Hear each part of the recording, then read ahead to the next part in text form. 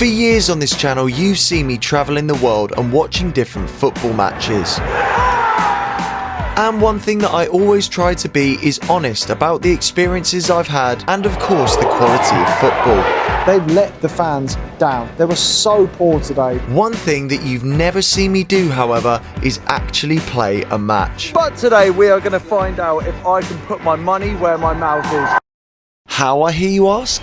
I've got the call up to play in the El Clásico of real estate football, with my team Streets Ahead pitching up against bitter rivals Cubitt West at the home ground of AFC Whiteleaf. And whilst Cubitt West may sell more properties than Streets Ahead, that all means nothing on the pitch. So I'm going to be training hard, getting fit and doing whatever I can to make sure that I have what it takes to help Streets Ahead on the pitch, as we try to get one over against our bitter rivals. You've seen me smash the football challenges in France, you've seen me slag off players on the pitch, but now it's time to see if I can do it on the pitch myself. You guys are either going to slate me, If you play like that on Friday, we're going to smash it. or find out just how good I really am. Look at Moon. But most importantly of all, we are here to raise as much money for charity as possible. And this is where you guys come in. We're raising money for the Palace for Life Foundation, a local charity to Streets Ahead who partnership with local organisations to help improve the lives of young South Londoners. From workshops and clubs that support young people who have had a difficult start in life, to disability sport and targeted interventions, this charity has improved the lives of so many people living in South London. I wanted to do my bit, so I've just posted this on Twitter or X asking for donations to be entered into a raffle to win their club's home shirt for next season, all paid for by me. And at the end of this video, I will be revealing who has won that prize. So make sure you stick around until the end, but right now, I'm late for training. Okay, ladies and gents, I wasn't actually joking when I said that I was late. Training started 45 minutes ago, which is not great. I've just finished off my interview with Sam Morgan, the new Red Hill manager, so I am actually late. Got 15 minutes left, so I'm gonna rock up, see what I can do in those 15 minutes. I haven't exercised, by the way, properly for like 2 years. I haven't kicked a ball for about a year, so I wouldn't hold your hopes up high. If I cock a few passes up, then that's fine. Don't worry, it's not gonna be like that bloke with a fucking GoPro on TikTok. I don't know who's on my team.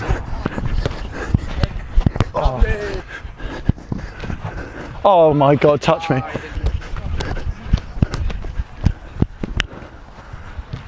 Not ideal.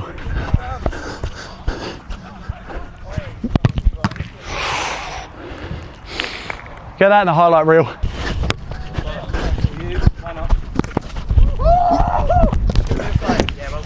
Fucking hell, I'm done. One sprint away from heart failure. Middle.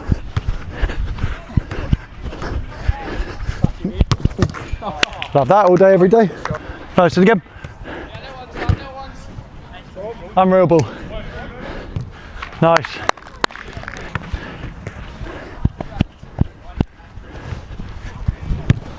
Ooh, well in. It's a great goal. Right, I've been stuck in goal, my own doing, because I'm absolutely fucked. So unfit. It's mad. Fucking hell, here we go. Can't dive left, by the way. Don't know if you can throw it, but there you go.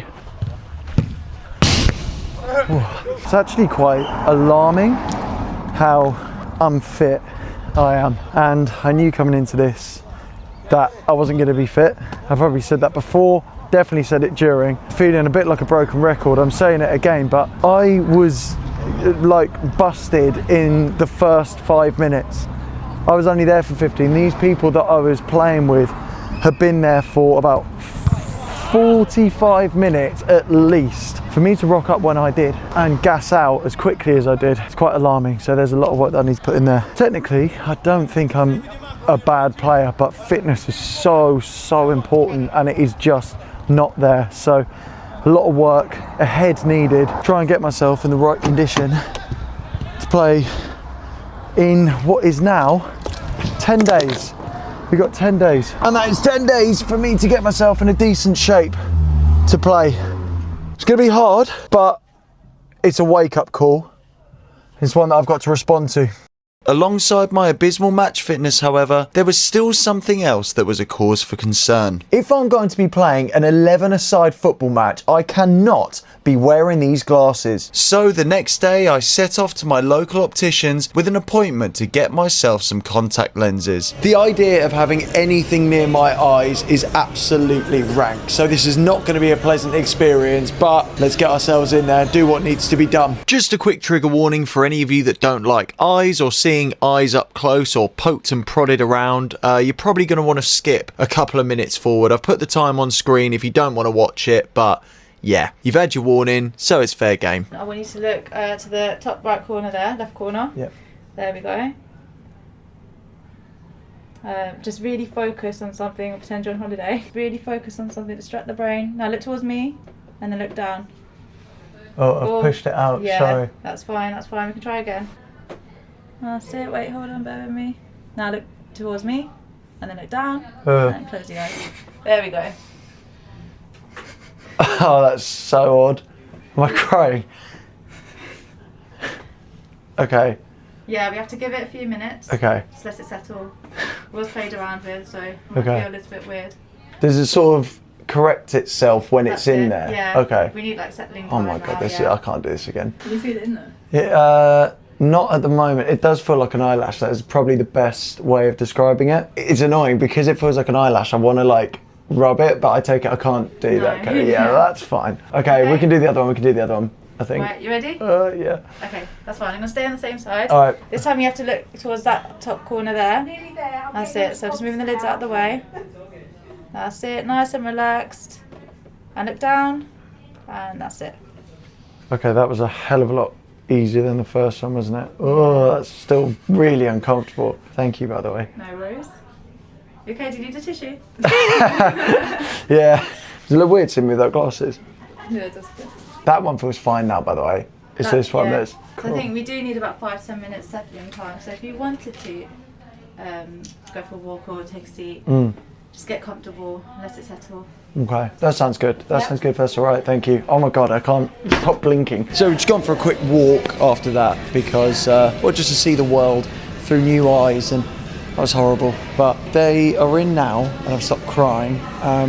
But I need now to learn how to put them in myself. So this is going to be probably more painful than the first time. I think you've probably seen enough of my eyeballs getting poked and prodded for one video, so we'll touch back on that on match day. In the meantime, however, now is probably a good time to mention a twist in this rivalry, as not only is it estate agents versus estate agents, but also a rivalry between two friends.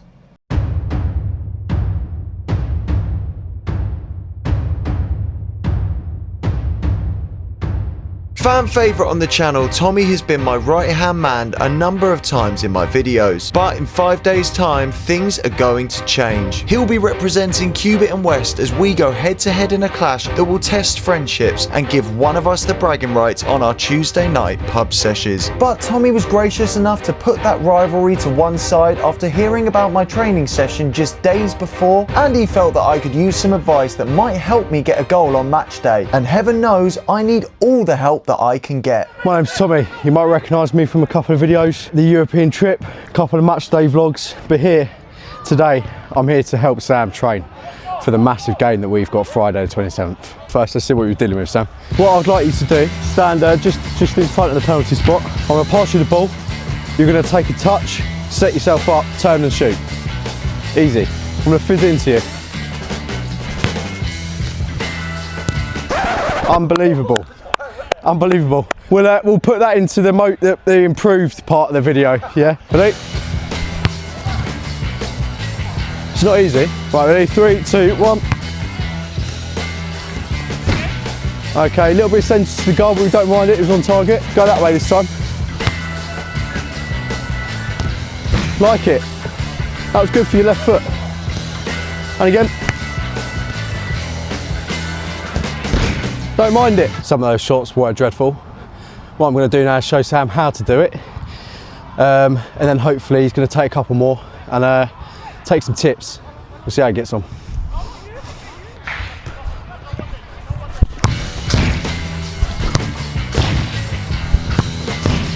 Not really down the middle, but we'll take them. First time, yeah?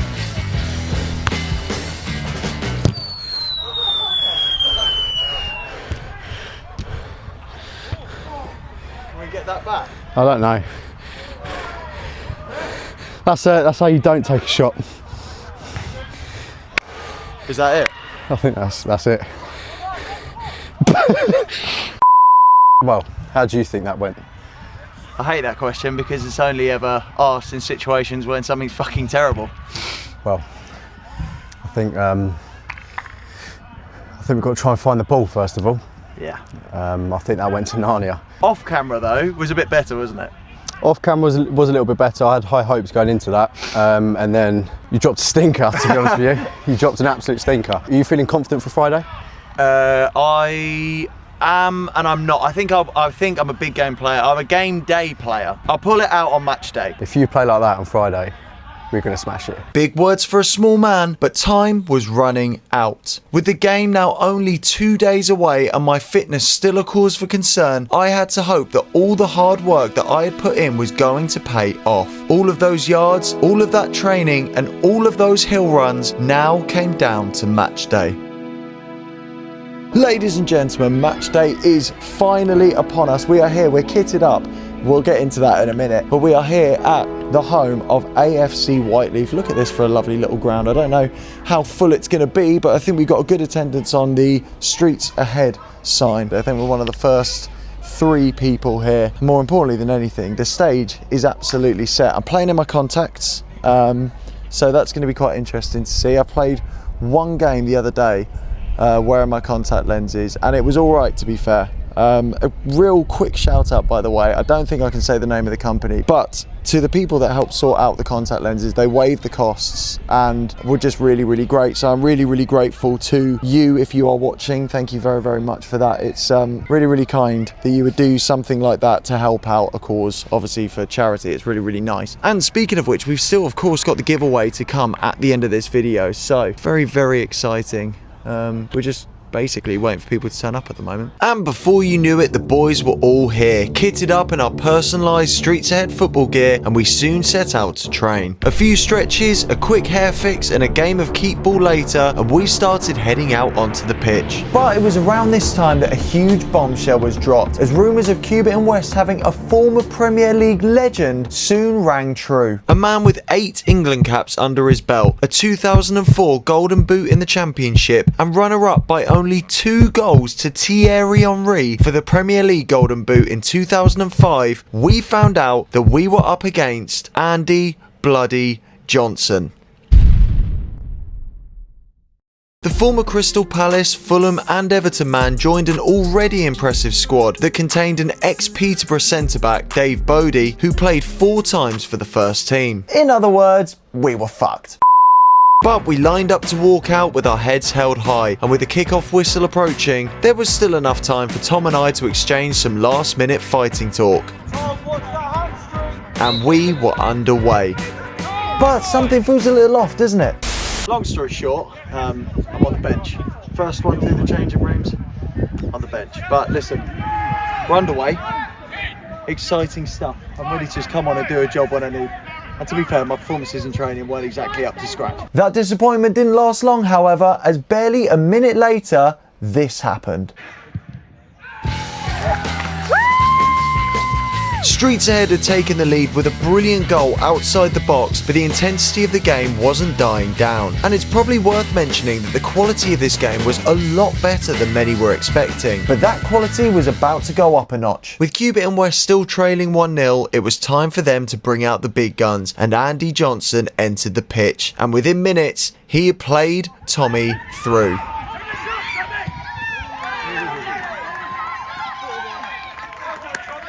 How's he not scored that? I literally got training off this bloke. We spoke about this at the pub as well, and he had so much time to just do something, but I think he banked on it going round the goalkeeper. Either way, not his finest moment. Trying desperately to hold their lead, the Streets Ahead tackles were flying in, with the cherry on top coming from the goalkeeper. A yellow card for his sins and a chance from the free kick, and with Andy Johnson and all of his previously mentioned accolades, surely no one was going to be brave enough to take this one away from him. Oh, they were. But the Cubitt West pressure grew and grew with chance after chance, and the balls on this guy again to deny Andy Johnson being clear through on goal is bold. And perhaps they paid the price for that, as shortly after, Streets Ahead had doubled the lead, celebrating in style. With the game more comfortably in our hands now, it was pressure off for the team and we could start to have some fun. Or not. But with the goalkeeper injured and receiving treatment, now comes the moment that we've all been waiting for. I made my way out onto the pitch to end the first half, and if I impressed, then maybe I'd be starting the second. The Cubitt West pressure remained, but I wasn't shying away, and it seemed like my introduction had changed the momentum of the game, with Streets Ahead piling bodies forward until Tommy had a free kick. All of the rubbish he was giving me in the build up to this game, he had the chance from range, and all he had to do was take his chance. I mean, seriously, you didn't actually think he was going to score from there, did you? Clearly we weren't in any danger of conceding from these Muppets, as that one did not age well. Fortunately for us, however, the ref had had a chat with the lino and the goal was overruled for an offside in the build-up, and I was given my first real chance on the ball. Not exactly bursting onto the scene, especially when my next involvement was picking the ball out of our own net. No, I did not score an own goal. The ball was crossed in over me, headed back over me again, and just out of reach of the goalkeeper. Although if you spoke to him, he'd tell you that I got in his way. He was never getting to it. Regardless, with the scores at 2-1 and Tommy leaving his shooting boots at home, a flurry of half chances went by before a defensive error saw us through on goal.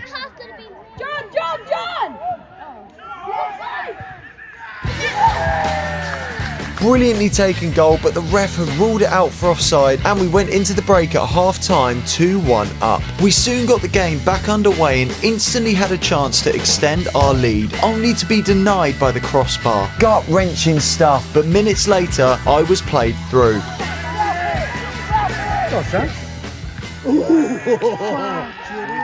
It's very weird seeing these clips played back because you get a whole new perspective on the game. On one hand, I thought the shot was a lot worse than it was, but also the angle doesn't look anywhere near as tight as it felt in real life. But shortly after that chance, the gaffer took me off for a breather and it was looking like my game was done. Streets Ahead kept dominating the half with chances flying left, right and centre, but none of them were able to find the back of the net. The frustration started showing on the pitch until one man decided to take matters into his own hands. Streets Ahead were now 3-1 up, with the goalkeeper's injury hampering his ability to get across. But let's not take away from what a fantastic strike that was. Shortly after, and Tommy was played through, only to be ridiculously flagged for offside by the linesman, and before you knew it, it had all kicked off. Let's make this clear, it's a charity match, so these type of scenes are great entertainment, but not really what you want to see in an event like this. I'm not going to go into loads of detail, but basically Tommy was frustrated with the lino's decision, and then the lino just said something that he probably shouldn't, that riled Tommy up and continued to provoke him. It's all petty shit, and no one was hit or anything like that. It was just a bit of a push, and then everyone piled in before it got out of hand. But it didn't take long for the game to get back underway and for Streets Ahead to extend their lead again. 4-1 up now and running riot before a shot from range managed to sneak through the keeper's legs to make it 5. That's so embarrassing. Absolutely brutal commentary from my sister there. We were enjoying our football and Tommy still couldn't land a punch. Sorry mate. Before I was given one more chance off the bench in the last 5 minutes. All of my training, eye appointments and hard work had had little impact on my performance on the pitch so far, with only one real chance to note. But as the final whistle was approaching, there was still time left for one more opportunity for me to score. Look at Moon. Look at Moon. I had done it! The crowd were on their feet and with the scores now at 6-1, I had finally got my moment right at the death. Well, way to finish. The full-time whistle went with Streets Ahead the outright winners. There was only one man who I could thank. At the end of the day, a charity match should be a bit of fun, and that's exactly how it felt with Rocco as our manager. And that crowning moment right at the end of the game is something that I will be buzzing about forever, and the perfect way to round up this journey. But the one question on everyone's mind right now is, what is up with that celebration? Initially, you might have watched that back and thought that I was a bit of a knob. And you wouldn't be wrong, but there is a little bit of a backstory behind it. Whilst Rocco was all about it being fun and trying to get the win, let's just say that the opposition's manager may have taken things a little too seriously. I'm not in the business of throwing people under the bus, so I'm not going to go into specifics, but let's just say that their manager wasn't the most pleasant of people to be around. Constantly belittling players in our dugout and on her own team as well. You just felt that it took the fun out of the game a little bit for the Cubitt West players. So naturally, when I scored, I thought it'd be funny to run towards the dugout with my hands by my ears, which everyone seemed to love, all except one person. And no prizes for guessing who that was. But it didn't take away from what a brilliant day we all had. It's not every day that you get a chance to play in a football match against a couple of ex-pros. Also not every day that you beat a former Premier League player in a football match. But above all else, walking out onto AFC Whiteleaf's pitch, all the goals that were scored on the day and all the fun that was had, and of course me getting my moment to shine at the end, above all of that, it was a great spectacle for a great cause, and we managed to raise a whopping £292 for the Palace for Life Foundation, with a special shout out to the Devon Mackham and Ivan, both of which subscribers who donated a combined £12 and therefore entered the giveaway. It is now that time that everybody has been waiting for, the announcement of the giveaway, and we had 2 entries, so thank you very, very much for that first and foremost. Giving to charity isn't about receiving something back, but I wanted to try and entice you guys into putting your hands in your pocket and helping out, and also just giving you guys that support me, something back. So our 2 people that are in this giveaway draw are my good friend on and off screen, the Devon Mackham, aka Kyle, and Matt, aka Ivan. I'm not going to try and pronounce the second half of that because that is a mouthful and a half. So anyway, we are going to get straight into it, and we're going to find out who is going to be winning a shirt of their choice for the new season. The odds are very much stacked in Matt's favour. And, do you know what? It was very, very close to being Kyle there. You had a 1 in 6 chance, but it is Ivan or Matt. Still don't know which one to go for here. Congratulations, you will be winning a shirt of your choice. I'll be messaging you after this, and we'll try and sort something out for you, mate. So ladies and gents, that is the end of the video. I really hope you have enjoyed this video as much as I enjoyed making it. It's been a real pleasure, and I've had a lot of help from people. A lot of people have given me their time throughout this journey as well, so thank you to each and every single one of you. You all know who you are, and once again, a huge shout out to those of you who donated. It really does mean a lot, and ultimately this video, this journey, this whole charity match has been for the Palace for Life Foundation on our end of things. So it's not too late to donate to the charity, so there will be a link in the description down below. The new season is right around the corner, so there's going to be more vlogs. There's probably going to be some league predictions as well. All of that fun stuff for me to start gearing towards. But thank you so much for watching. As always, ladies and gents, I will see you guys in the new season. Take care as always. Peace and love.